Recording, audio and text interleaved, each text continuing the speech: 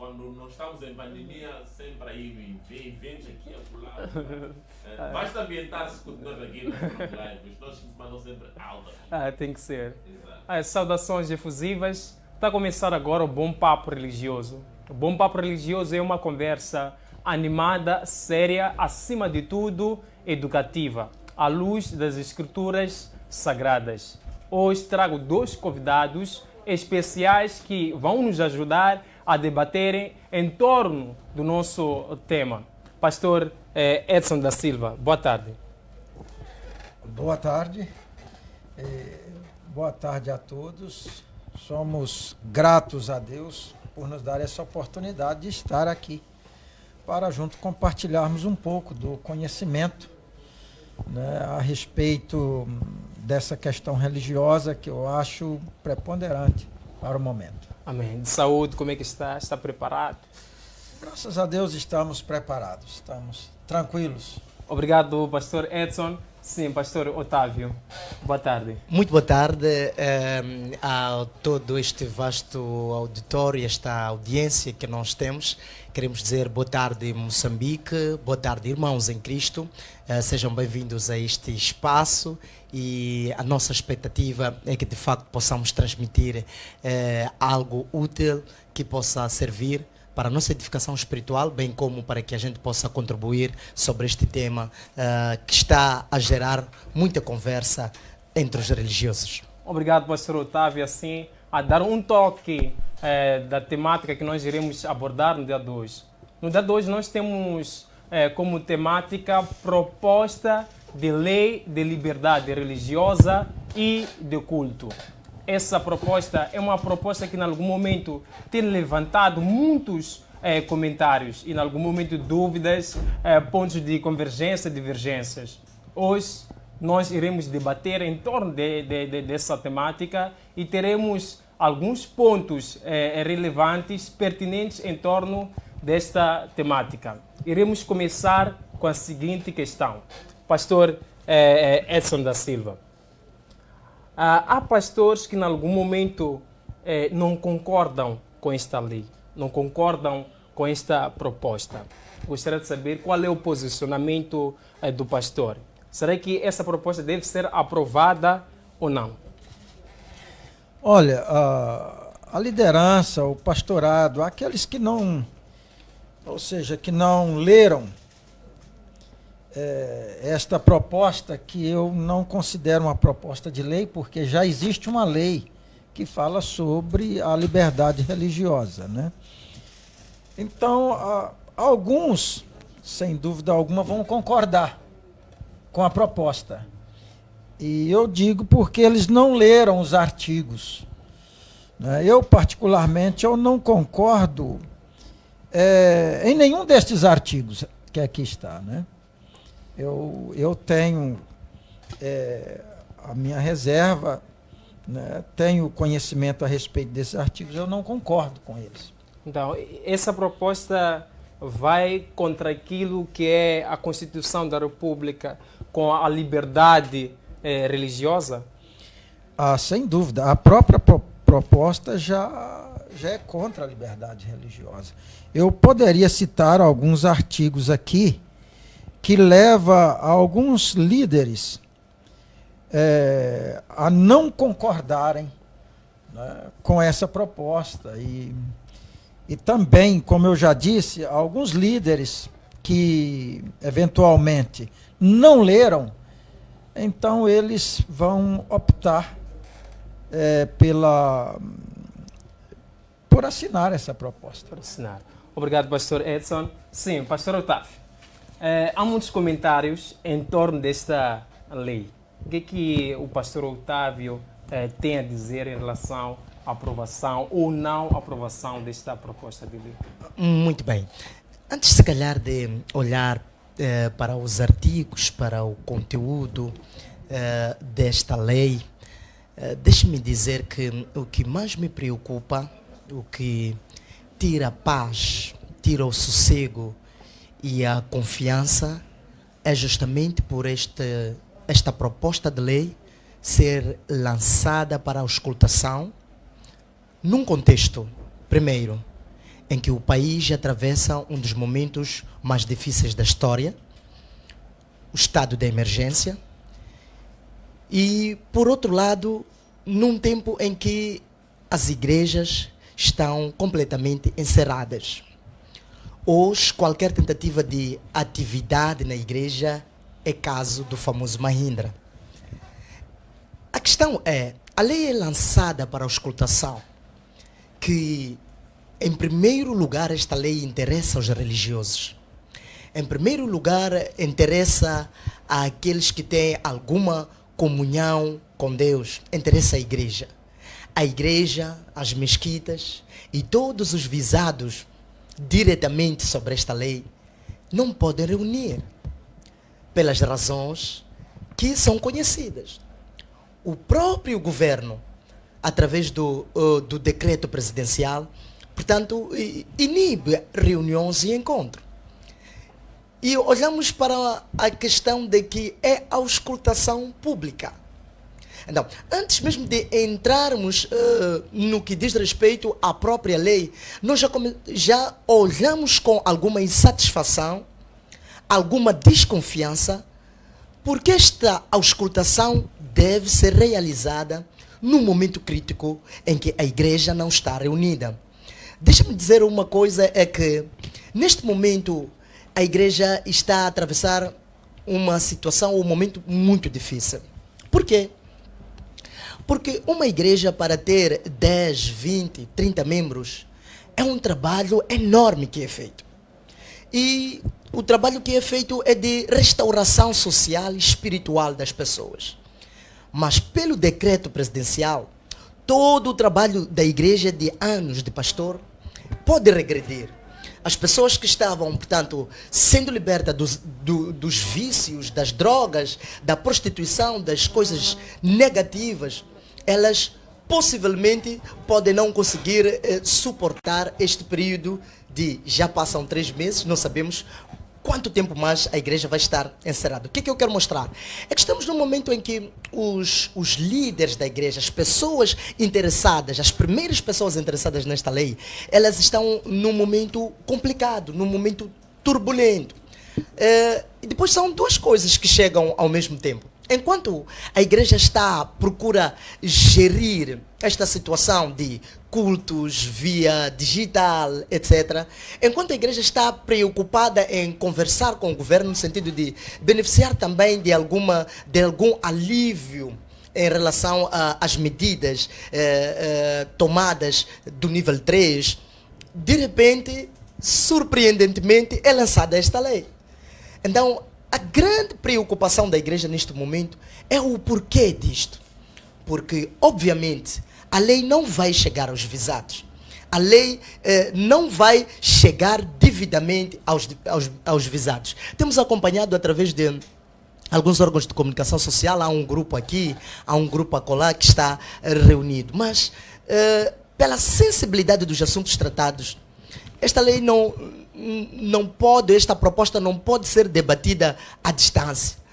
É sabido que há assuntos sensíveis na vida de um grupo que não se trata à distância, que não resolvemos com uma chamada de telefone, não resolvemos com a internet. Quanto mais o assunto é pertinente e é urgente, isso obriga uma presença para que possa haver um consenso. Então, as condições neste momento não estão criadas. Mas o que é que diz esta lei, esta proposta de lei? Só para todos nós percebermos melhor. Sim, pastor Edson. Olha, eu acho interessante o tempo que eles levaram para formular essa proposta de lei. Levaram 4 anos para formular essa proposta de lei. E sendo que nos dá aí 48 dias, né, para a auscultação e também para a formulação de uma contraproposta. É incongruente, é inaceitável, né? Quer dizer, levam 4 anos para a formulação e nos dá um tempo de 48 dias para a auscultação, que ela não está acontecendo, né? Foi dito que a auscultação seria feita em todo o país, mas ela não está acontecendo. Mas o que diz esta proposta de lei? Bom, olhando para os artigos, eu posso aqui, até voltando um pouco atrás sobre a pergunta, o que leva alguns pastores, alguns líderes, a aceitar a proposta e outros não. No artigo 2, aqui vem algo impressionante. Diz assim: a presente lei aplica-se a todos os cidadãos nacionais e estrangeiros residentes, bem como às entidades e associações religiosas legalmente constituídas. Ou seja, alguns pastores, eles não atentaram para esse artigo. Por isso, eles não se preocuparam. Eles pensaram que isso só serviria para as igrejas emergentes. Mas aqui está dizendo que todas as entidades, todas as igrejas que já estão legalmente constituídas, elas terão que submeter a esta lei. a esta lei. Mas não somente esse artigo, mas também temos aí o artigo 53, ou no ponto 1, diz assim: as entidades e associações religiosas e instituições de ensino religioso existentes à data de entrada em vigor da presente lei devem, olha o que está escrito, devem, no prazo de 48 meses, proceder aos reajustamentos necessários à sua conformação com o disposto na presente lei. 48 dias. Meses. Não, 48 meses. 48 meses. E agora, vendo o que está disposto na presente lei, é impossível em 48 meses, é impossível em 40 anos. Não é em 48 meses, é impossível, é inviável isto, esta lei aqui. E geralmente o que mais preocupa os líderes é a quantidade de pessoas para fazer o registro da lei. Né? E nós temos aqui... 15 mil pessoas. Não, 75 mil pessoas. Para registrar agora uma igreja. Exatamente, só que eles dividiram de forma que as pessoas não estão compreendendo. Eu posso... 75 mil. 75 mil pessoas. Pastor, 75 mil pessoas ou 15 mil pessoas? Não, 75 mil. Está aqui escrito. Explica bem o artigo que fala de 60 assinaturas e também de 15 mil assinaturas. Ok. No artigo 18, deixa eu procurar. Artigo 18. Aqui está falando sobre o reconhecimento das confissões religiosas. Primeira definição de confissão religiosa e a definição de entidade religiosa, olhando para os artigos, está totalmente contraditório. Vejamos, no artigo 18, primeiro diz assim: as confissões religiosas só podem ser exercidas mediante autorização do governo. Sendo que na Constituição vem reconhecimento. Mas tudo bem. A questão aqui é a definição que eles deram para a confissão religiosa. Qual é a definição? Conjunto de princípios doutrinários. Ou seja, esse conjunto de princípios doutrinários só podem ser exercidos com autorização do governo. Ou seja, eu, particularmente, eu tenho a minha confissão religiosa, o meu conjunto de doutrina. Isso aqui pode ser uma questão individual, mas também pode ser uma questão coletiva. Muito bem, se for coletiva, conforme vem aqui no artigo 18, vamos ver O número 2 diz assim: as entidades religiosas que queiram fundar uma nova confissão religiosa, veja, uma entidade que queira fundar uma nova confissão religiosa, ela tem que observar esses requisitos. 60.000 assinaturas presencialmente reconhecidas pelo notário, quer dizer, 60.000 assinaturas, 60.000 cartas que o indivíduo, que terá, né? Não são só as assinaturas, tem que estar acompanhado de uma carta, né? Uma declaração. É uma declaração. De onde vem essa declaração? Da entidade. Opa, a entidade precisa de ser reconhecida para ela emitir uma declaração. Sim. E vem 60.000, olha, maiores de 18 anos, confirmando a sua aderência à entidade. Não é à confissão. Quer dizer, uma entidade que quer fundar, o termo que está aqui é fundar, uma nova confissão, precisa de 60.000 assinaturas para a pessoa aderir à entidade. Não é a nova confissão. Visto que confissão é o conjunto de doutrinas. Então, aí há uma diferença entre confissão religiosa e entidade religiosa. Se eles querem aqui colocar confissão religiosa como uma denominação religiosa que normalmente as pessoas chamam de igreja, aqui vai precisar de 60.000 para isso. Que queira fundar, se é que confissão religiosa que traz o sentido de igreja, congregação. Então vai precisar de 60.000. Muito bem.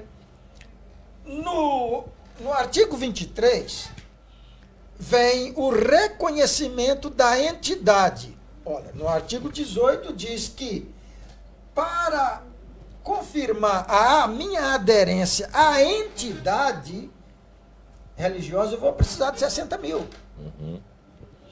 No artigo 23, 22, vem dizendo o reconhecimento da entidade, que traz o mesmo sentido aqui na letra C do artigo 23, dizendo, olha, 15.000 assinaturas presencialmente reconhecidas pelo notário, acompanhada de uma declaração dos titulares maiores de 18 anos, a confirmar a sua aderência à entidade, que é a mesma entidade do artigo 18. Então são 75.000 assinaturas. Eu sou de Inhambane. Inhambane, a cidade de Inhambane não tem 75.000 habitantes. A cidade da Matola não tem 75.000 habitantes. Como que... ademais que para constituir um partido político que vai opinar ou que vai dirigir o país, são 2.000 assinaturas.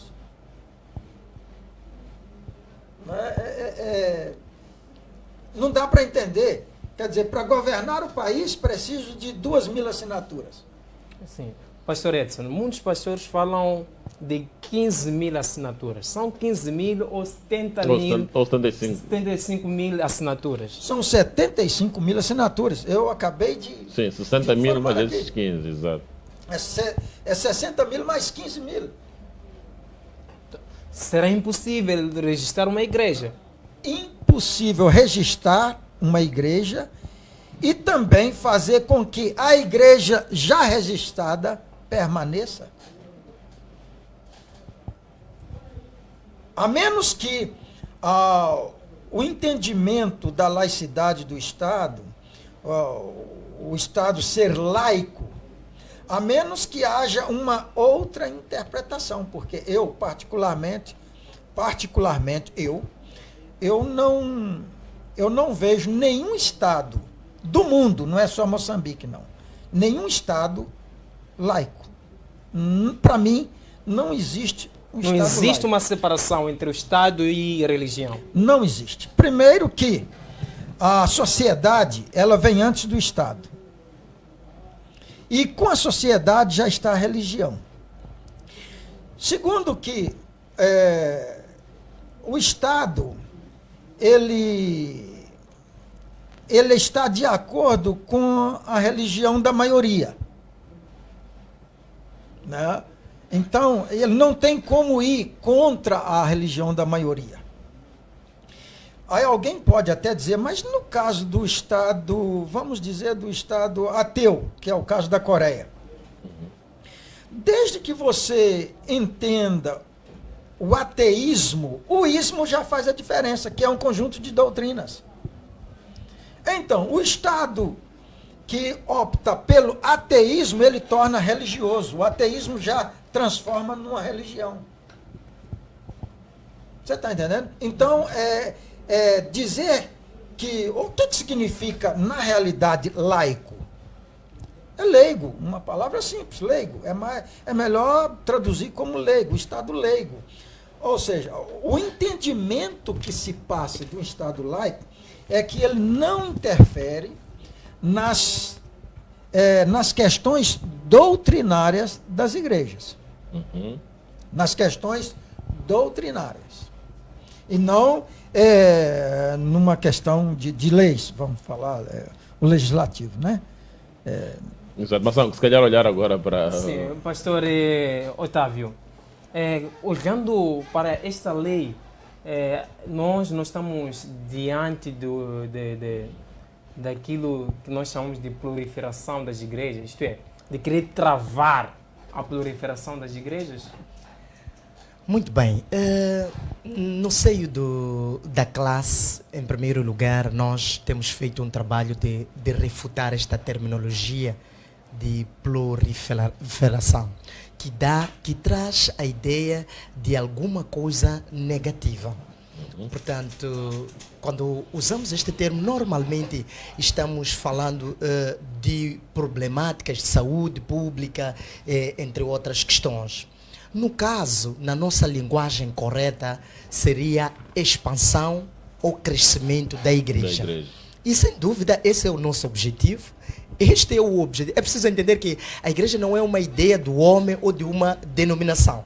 A igreja está a responder à missão de um Senhor, de um Mestre, que é o Senhor Jesus Cristo. E ele deixa exatamente esta missão: ide por todo o mundo. É do nosso interesse. Este é o trabalho que nós estamos a fazer, de procurar implantar igreja em qualquer esquina, em qualquer lugar onde nós podemos. Quanto mais as pessoas tomarem conhecimento da palavra de salvação, de libertação, esse é o nosso objetivo. Então, e consideramos isto um avanço, um crescimento, uma expansão, e não como uma coisa negativa. Mas deixa-me clarificar aqui uma questão, mesmo em relação à lei.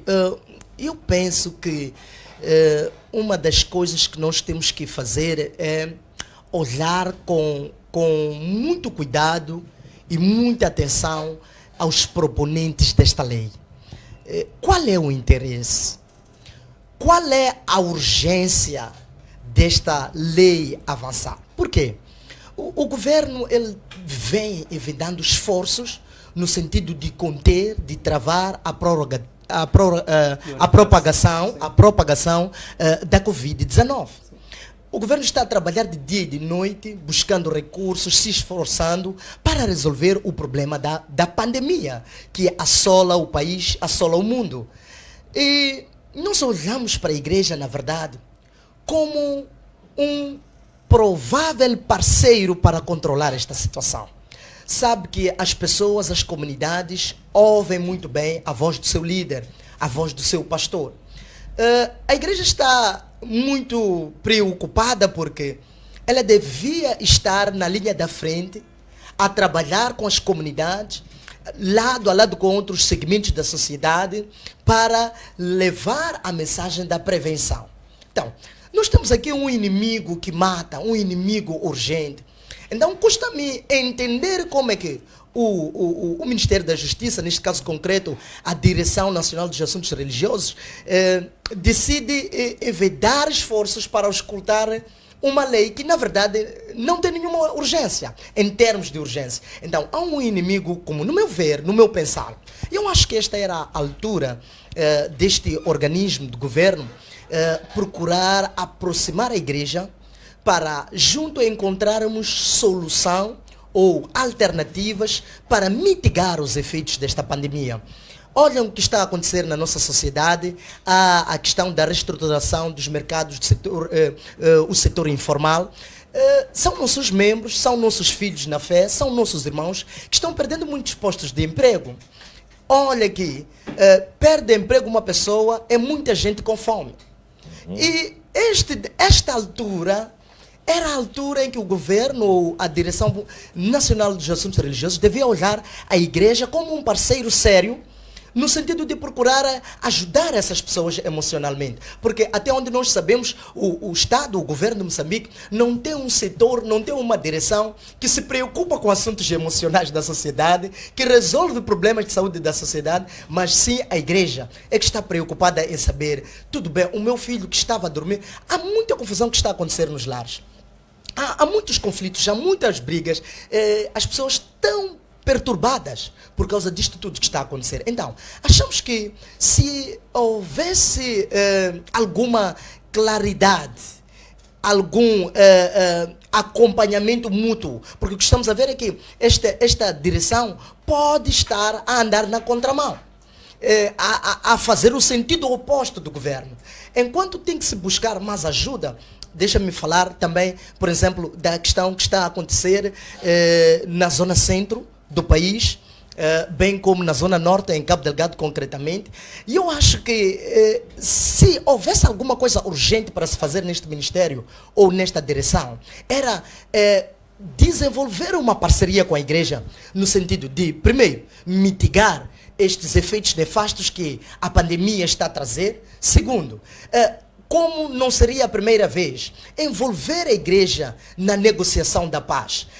Moçambicanos estão perdendo vida, está havendo cada vez mais desestabilidade no país. Então, a igreja, como fez no passado, devia ser procurada nesta altura para procurar mediar a tensão que existe. Devíamos também procurar a igreja para olharmos a questão das comunidades que estão sendo, portanto, movimentadas de um lado para o outro, por causa da ação dos terroristas em Cabo Delgado. Portanto, eu acho que o governo tem assuntos muito mais urgentes, muito mais importantes, que devia procurar a igreja para juntos caminhar e não levantar uma questão que, sinceramente, pode trazer um problema de unidade nacional, pode trazer aqui um descontentamento total. A igreja não está feliz, ainda não se encontra cômoda. Primeiro porque já temos uma questão pendente, que é a retoma dos cultos. A comunidade religiosa, os evangélicos, clamam para que, está à espera que o governo lhes dê uma oportunidade, ainda que seja com esta lista extensa que tem sido apresentada, mas a igreja está preocupada com isto. Então, o que eu queria deixar ficar aqui é que não faz nenhum sentido trazer este debate. Eu, particularmente, me recuso a entrar no debate sobre 15 mil, 60 mil assinaturas, porque simplesmente eu entendo que esta proposta fere com os princípios da Constituição da República. Nas minhas intervenções não costumo nem sequer comentar, porque olhando para o tema deste documento, o título, o nome que foi dado a este documento, diz que é proposta de lei sobre, portanto, a liberdade religiosa. Então, mas quando eu olho, por exemplo, para estes números, 15 mil, ainda que fosse 5 mil, ainda que fosse 10 mil, e não estou a ver nenhum trabalho de liberdade. Se o Ministério trouxer um documento com o tema, portanto, proposta de lei e para intolerância religiosa, aí pode fazer muito sentido. Por quê, meus caros? Como é que... deixa-me contextualizar aqui uma questão. É que a atual lei usada, tanto de 1971, é uma herança do colono. E quando nós estudamos o contexto e coloca lá uma barreira, um número de 500 membros ou 500 assinaturas para o registro de uma igreja. E quando nós procuramos estudar e compreender, nós percebemos que foi num contexto colonial, um contexto de opressão, que era para os moçambicanos não poderem registrar uma denominação e dar prioridade a uma certa religião que já é conhecida e que não queria permitir que outros movimentos religiosos, outras expressões religiosas tivessem espaço. Então eu olho para estas 500 assinaturas como um trabalho bem feito da opressão colonial. E me espanta sermos nós, os moçambicanos, a pensarmos em multiplicar o esforço do colono. Me espanta sermos nós mesmos a dizer, vamos criar de uma vez por todas uma barreira para nem ninguém pensar em começar uma religião. Portanto, se esta lei realmente fosse uma lei que visa promover a liberdade religiosa em Moçambique, o discurso devia ser: vamos remover a barreira das 500 assinaturas. Por quê? Muitas igrejas até hoje não estão conseguindo registrar porque o número de 500 é elevado, a contar dos 18 anos. Deixa-me te dizer, muitos dos nossos colegas registram ministérios com assinaturas emprestadas para completar e poder satisfazer a exigência de lei. Então, nos preocupa, nós já temos uma dificuldade. Já é um desafio 500 assinaturas. Então, para mim, não faz nenhum sentido. Se a lei é para a liberdade, tem que derrubar a barreira colonial. Mas se a lei é mesmo de intolerância, como se pretende mostrar, parece que já não dá para termos mais de 900 igrejas registradas. Alguém está querendo dizer que os moçambicanos se contentem com as 900 igrejas registradas, que escolham entre elas. Nós não queremos mais nenhuma igreja porque há a proliferação das igrejas. Sinceramente, esta lei, se vier nestes moldes, nestes números, para nós é uma lei de intolerância religiosa. Obrigado, pastor Otávio. Preparamos 2 vídeos. Temos o primeiro vídeo de alguns pastores que também deixam os comentários em relação à nossa temática de hoje, que é a proposta de lei de liberdade religiosa e de culto no nosso país. Podemos ver o primeiro vídeo. A igreja nunca vai ser o inimigo do governo. A igreja sempre vai cooperar com o governo para o bem-estar da população, tanto seja na dimensão espiritual ou na dimensão educacional.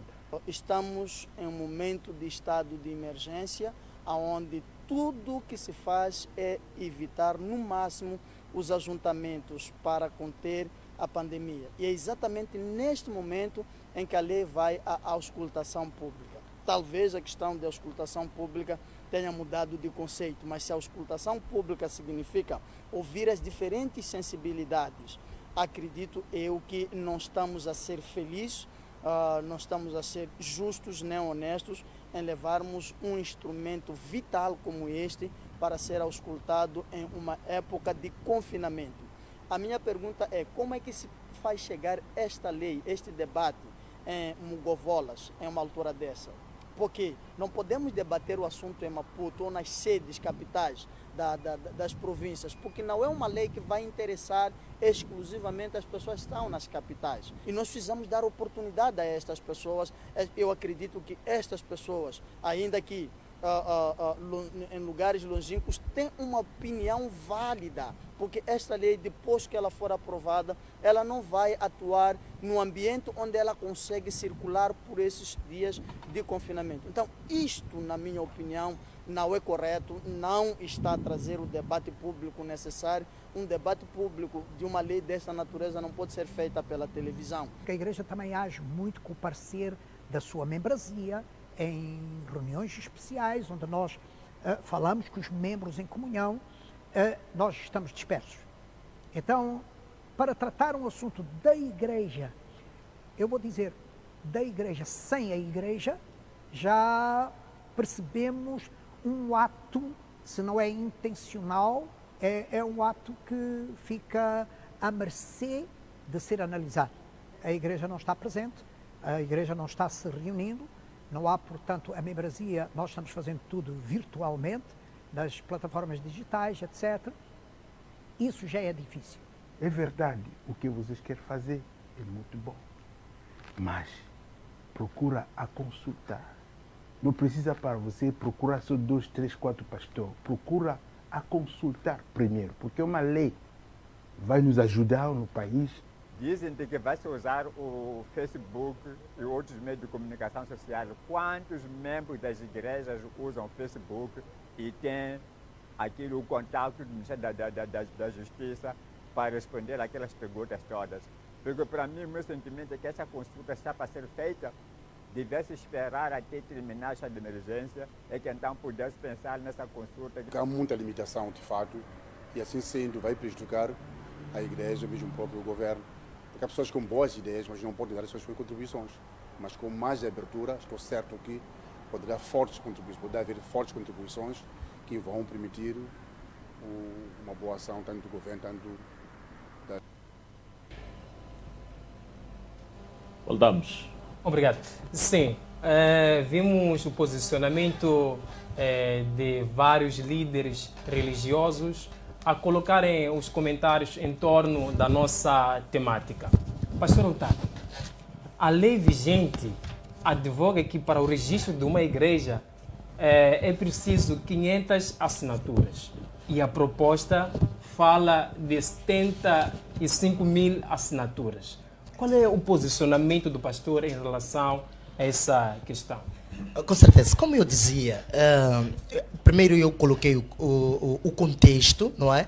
Em que este número de 500 foi colocado, mas eu queria trazer mais algum subsídio. Por exemplo, nós temos que olhar o contexto da região em que nós estamos, por exemplo.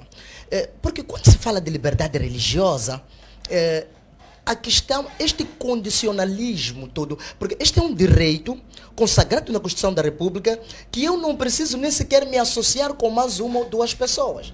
Eu, individualmente, sou livre, de acordo com o artigo número 12 da Constituição da República. Então, eu sou livre. Então, por que eu preciso encontrar 500 pessoas que têm a mesma fé igual a mim?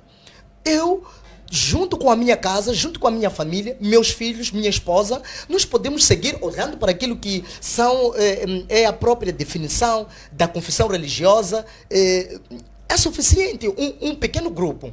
Deixa-me te dizer que, à luz daquilo que é a palavra de Deus, que é a orientação do Senhor Jesus Cristo, Ele diz, onde estão 2 ou 3 pessoas, eu estou no meio delas. Então, a igreja, portanto, não é uma organização que surge numa ideia humana para nós irmos discutir. A igreja, ela surge assentada na orientação da Escritura Sagrada. Então, o nosso mestre disse que bastava que nós tivéssemos 2 ou 3 pessoas, nós já somos igreja. E aquilo que nós ligarmos na terra será ligado no céu. Ou seja, aquilo que nós concordarmos em oração, aquilo que nós concordarmos aqui na terra, vai ser chancelado no céu, porque já reunimos as condições por fato de sermos 2 ou 3 pessoas. Países da região, por exemplo, na África do Sul, 10 pessoas é suficiente para registrar a igreja. Na Suazilândia, 5 pessoas é suficiente para registrar a igreja. E entre outros países do mundo, porque onde há efetivamente uma liberdade religiosa. Então, olhamos com muita desconfiança, porque as leis, elas não caem do céu. Elas têm que estar alinhadas com as demais leis, sobretudo neste caso, com a Constituição da República de Moçambique. E quando nós olhamos, pegamos a Constituição da República de Moçambique, pegamos, por exemplo, a Declaração Universal dos Direitos Humanos, pegamos a Carta Africana dos Direitos Humanos, nós vemos uma total incongruência. Então, isto leva-nos a crer, mais uma vez mais, que este documento ainda não está pronto para vir ao debate público. Se calhar devia haver mais trabalho lá na sala, para que viesse com alguma coisa, portanto, minimamente trabalhada para que os religiosos moçambicanos possam dar o seu contributo, não esta aberração. Obrigado, pastor Otávio. Pastor Edson da Silva, muitos líderes religiosos não concordam com esta lei. Será que existe uma contraproposta a ser submetida? Olha, existe sim. O próprio dispositivo, que é esta proposta, ela já indica uma contraproposta. E essa contraproposta está no artigo 10. Eu gostaria aqui de fazer menção do artigo 10, onde vem a sentença condenatória. Ou seja, ninguém pode. Não é? Aí vem aí na letra C, olha, ninguém pode cobrar bens, serviço ou valores em troca de promessas de bênção divina, invocar liberdade religiosa para a prática de publicidade enganosa, radiofônica, audiovisual ou escrita. Então, aqui está a sentença condenatória, cuja sentença ela já preconiza na lei, no Código Penal. Então, basta o governo fazer jus ou ele fazer essa lei valer. Né? Se o indivíduo fez promessa falsa, que ele fica preso lá até a promessa se cumprir. Né? É simples. Agora, não é a lei que vai acabar com o falso profeta. Não, isso já existe desde a antiguidade. Não é a lei, é a verdade. A verdade que acaba com o falso profeta, né? Então, se o governo fazer valer esta lei, que ela é não somente para a igreja, mas para todo cidadão, promessa falsa. Olha, no tempo de política, quando vai fazer a eleição, quantas promessas falsas esses políticos fazem? Então deveria prender todo mundo, né? Porque aqui está dizendo, olha, promessas falsas é o que nós mais vemos na época de campanha. Você entendeu? Então, basta o governo, primeiro, faça valer a lei. Pegou o indivíduo ali, ele, conforme diz, né, fazendo publicidade enganosa, é o que nós mais vemos aqui também, mas, bom, aqui está tratando da religião, né? Mas, olha, invocar a liberdade para a prática de atos que promovam intolerância religiosa ou interreligiosa, ou seja, acabar com as igrejas por causa de alguns líderes, de alguns pastores, de alguns falsos profetas aí, como dizem, né? Isso é a mesma coisa de encontrar um corrupto no partido e acabar com o partido. Né? Olha, tá aqui, olha, esse indivíduo cometeu corrupção. Vamos acabar com todo o partido. Pega um polícia corrupto e vai acabar com toda a corporação? Não é bem assim. Com isso, o pastor quer dizer que não se pode acabar com todo o grupo, mas com o indivíduo. Com o falso. O indivíduo pega a pessoa, prende ele até a promessa se cumprir. Se não cumprir, que ele fica lá. Você entendeu? Sim. Agora, se quer punir a organização, então também tem outros mecanismos. Eu vou dar alguma ideia, né? Olha, essa igreja deve construir um posto de saúde, porque vocês pecaram aqui. Olha, a igreja construa um hospital, construa uma escola. É mais simples. Até o Estado moçambicano vai sair ganhando com isso. Né? Vão até... Aí já estamos a falar da ação social. A igreja já desempenha essa ação social.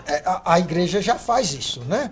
Mas no caso dessa proposta, já que é para eliminar as falsas igrejas, como dizem, né? Que é para eliminar os falsos profetas, então que peguem esses indivíduos e faça valer a lei sobre eles. Né? Dando aí, se é para punir a organização também, olha, que faça a igreja construir um orfanato, isso vai até beneficiar o Estado. Alguns políticos vão até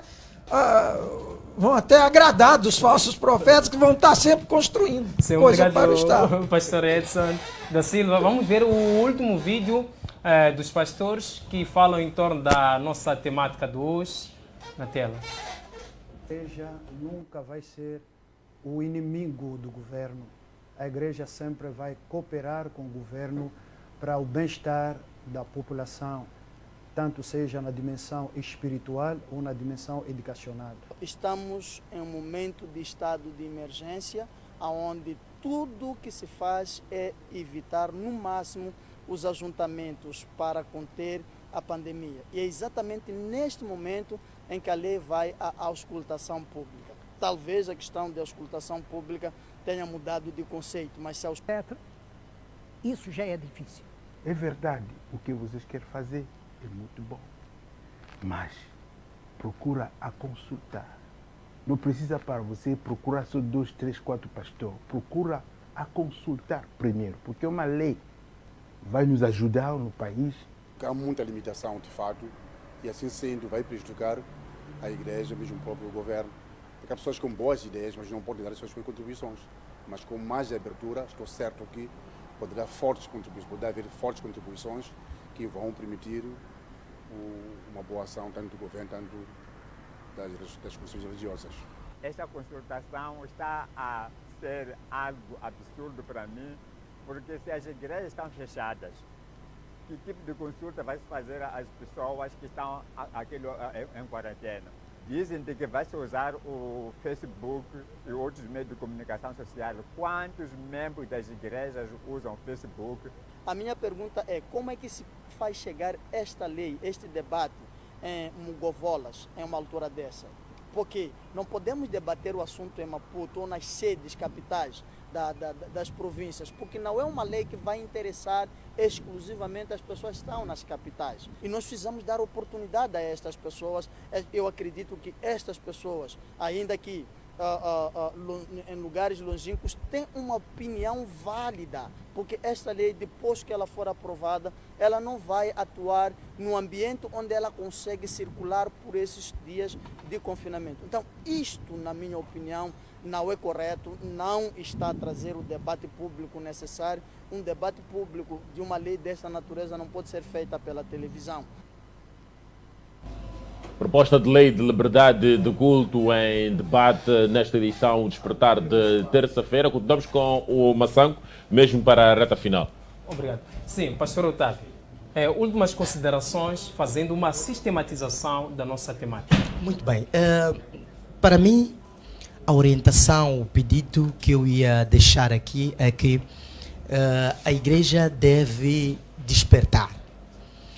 Os líderes religiosos, os pastores, a congregação deve despertar.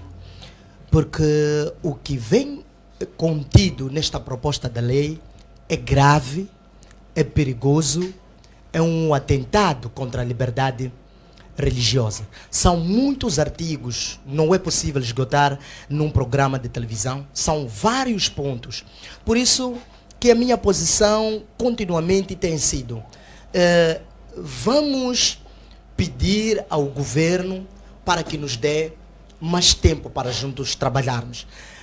O meu pedido que eu gostaria de sublinhar é que precisávamos que, depois que a igreja estivesse permitida a reunir, a congregar, aí sim é que podia começar um prazo para a auscultação.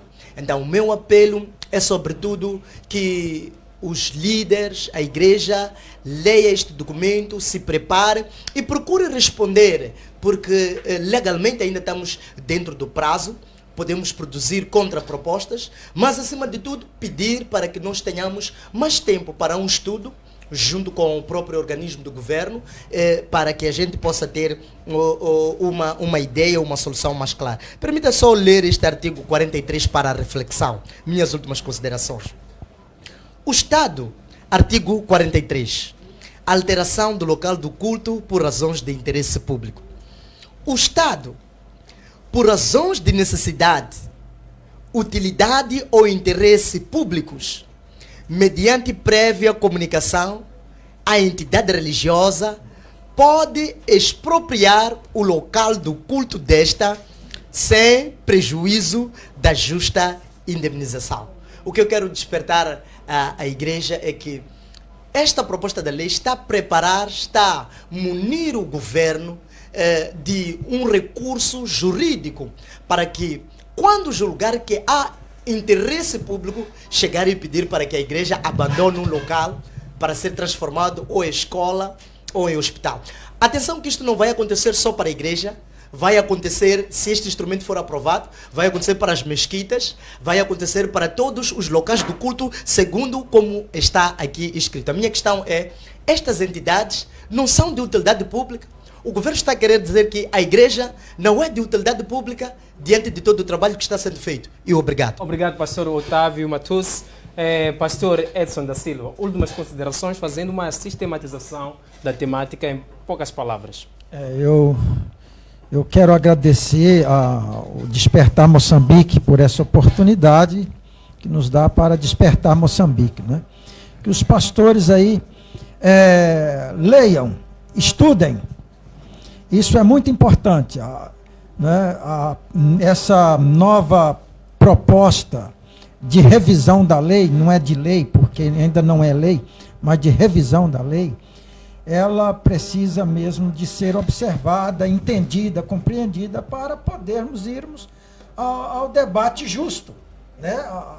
A termos uma compreensão de todo o processo. Isso é muito importante. Eu aqui peço aos líderes, aos pastores, que entendam isso e levam isso muito a sério. Compreendam, levam a sério, porque são leis que vão permanecer 50 anos, 100 anos, 200 anos, nós não sabemos. Mas e os nossos filhos? Como eles vão lidar com essa questão da liberdade religiosa?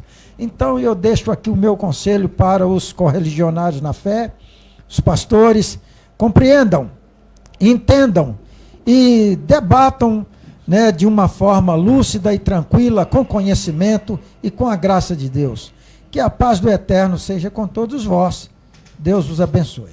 Obrigado. Assim foi o nosso papo religioso da quarta-feira. Embora o Senhor esteja no céu, de longe reconhece os humildes e os arrogantes.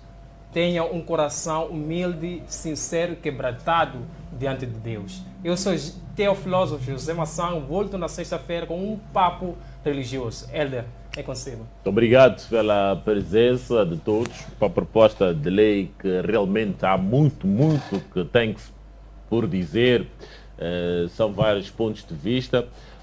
Sugeri ao Maçã para na próxima edição que abordar este tema, trazer alguém ligado ao Ministério da Justiça, assuntos constitucionais, para podermos também perceber o parecer do nosso governo. Saímos na esperança de ter trazido para si uma edição repleta de várias emoções, vários conteúdos para si, caríssimo telespectador e internauta. Nada mais nos resta por hoje, senão apenas desejar uma excelente tarde, ligado à restante programação aqui da Strong Live. A todos, um excelente dia. Nós voltamos a cruzar caminhos em antena amanhã, a partir das 10 horas. Não perca logo mais a informação no jornal, a partir das 19 horas e 30 minutos. Bom dia.